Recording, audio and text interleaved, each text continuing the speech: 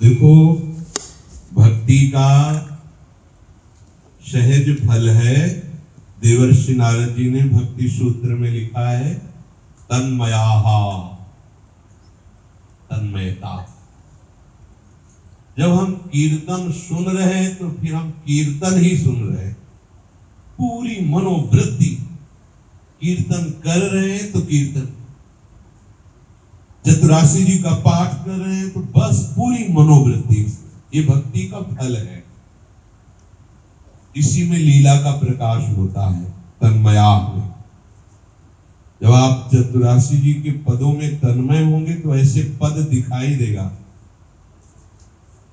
जो गायन कर रहे हैं वो आपको दिखाई देगा। सोचो कितना परम आनंद होगा। आप जिनका कीर्तन करके नृत्य कर रहे हो, आपके साथ नृत्य कर रहे हैं, जब आपको दिखाई देगा तब कैसा होगा।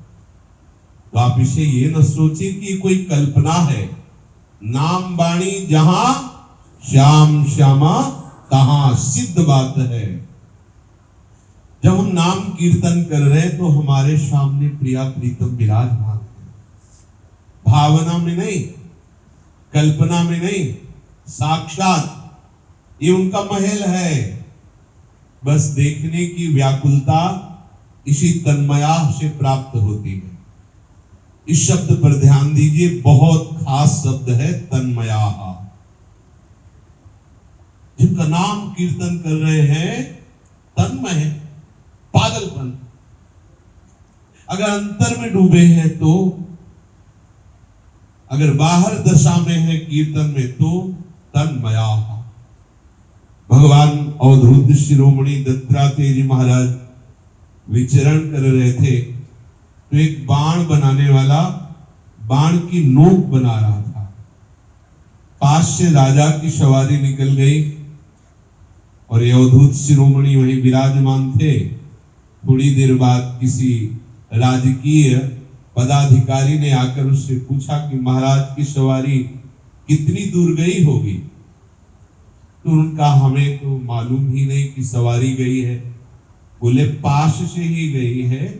तू पास में बाण बना रहा, तुझे सुनाई नहीं दिया, तुझे दिखाई नहीं दिया? बोले नहीं दिया, क्योंकि मेरी तन्मयता बाण की नोक बनाने में थी।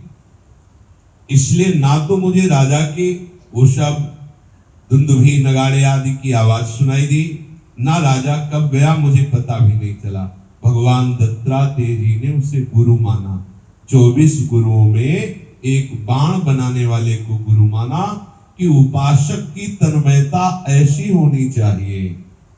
वो बाण बना रहा, कोई शोरगुल वाला कार्य नहीं कर रहा है कि जिससे इस आवाज से वो आवाज दब गई होगी इसलिए नहीं सुनाई दिया, ऐसा नहीं। और शांत मन से वो बाण की नोक बना रहा है, पर इतना तन्मय है कि ना और कुछ दिखाई दे रहा है और ना श्रवणेंद्रिय से और कुछ सुनाई दिया।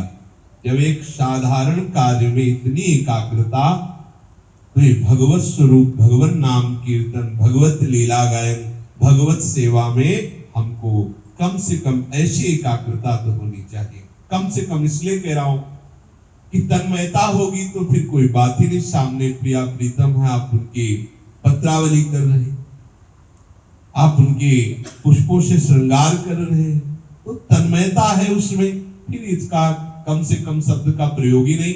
और जब तक ऐसा नहीं है तब तक हम चेष्टा करें कि अगर कीर्तन करें तो इतने उत्साह से कि हमारा सारा का सारा इंद्रिय, मन, अंतःकरण, परिकर उसी में मगन हो जाए।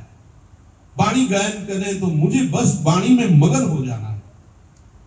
नाम जप कर रहे हैं तो ऐसी तन्मयता हो कि नाम जप दिखाई दे रहा है, सुनाई दे रहा है, मनन हो रहा है, स्वाद ले लेकर नाम जप कर रहे हैं। भक्ति का एक फल है।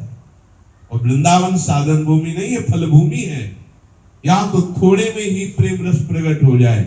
निरपराध होकर के यदि तन्मय भाव से हम कीर्तन करें, नाम वाणी गायन करें, श्री जी की सेवा करें, कोई प्रश्न ही नहीं रह जाएगा। ये तो फल भूमि है, प्रेम भूमि है।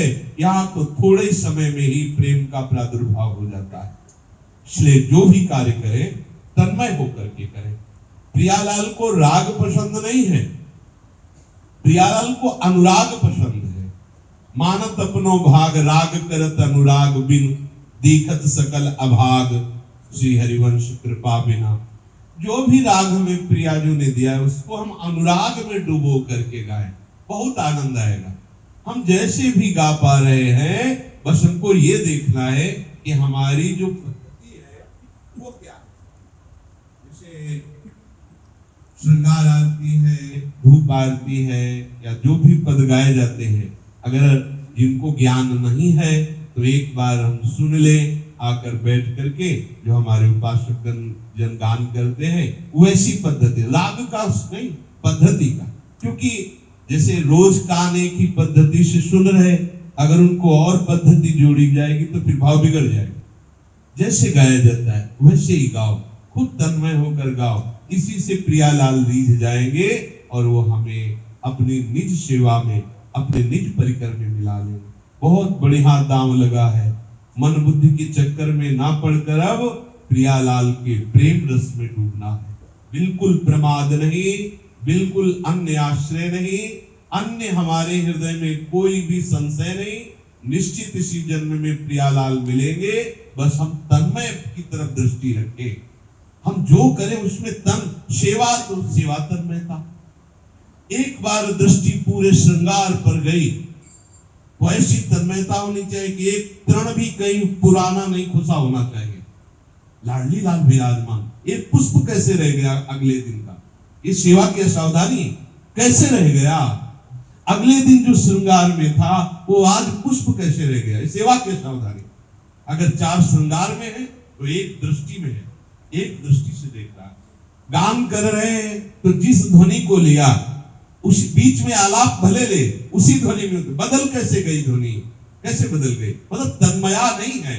मन का तरंगायमान वहां दिखाई देता है कि मन बार बार तरंगे बदल रहा है, तरंगे नहीं, एक ध्वनि पकड़ी, बीच में आलाप लिया, उसी ध्वनि में, बिल्कुल पागल की तरह उसी ध्वनि में। देखो आप रोना आ जाएगा, रोम रोम प्रफुल्लित हो जाए। राग से मतलब नहीं, जो पकड़ा उसे पकड़ा, काफी देर उसी में डूबे रहे। राधा वल्लभ श्री हरिवंश श्री वृंदावन से ये पूरी खोपड़ी भनभनाने लगे। राधा वल्लभ श्री हरिवंश श्री वृंदावन। कीर्तन का मतलब क्या है? ये कीर्तन की आवाज या कीर्तन करने वाले के शरीर से स्पर्श करके वायु जिस जिसको स्पर्श करेगी निष्पाप हो जाए। नाम संकीर्तनम यस्य सर्व पाप प्रणाशनम, समस्त पापों का नाश करने में समर्थ है। फिर यहाँ तो प्रेम की बात है, पाप वाप तो सब राधे राधे। बहुत सावधान होकर उपासना में लगे, बहुत बड़े भाग्य खुल गए हैं कि हमको सुबह कह रहे थे अनेक कल्पों के बाद इस कलयुग में हमें एक चांस दिया गया है कि आप आवागमन के चक्र को रोक करके प्रभु के संग में अद्भुत प्रेम रस प्राप्ति के लिए ये मार्ग मिला। चलो इस पर मार्ग दे दिया। कितनी बड़ी कृपा की, न जाने कितने कल्प व्यतीत हो गए भटकते भटकते, आज प्रियालाल ने इस कलयुग में हमें चांस दे दिया।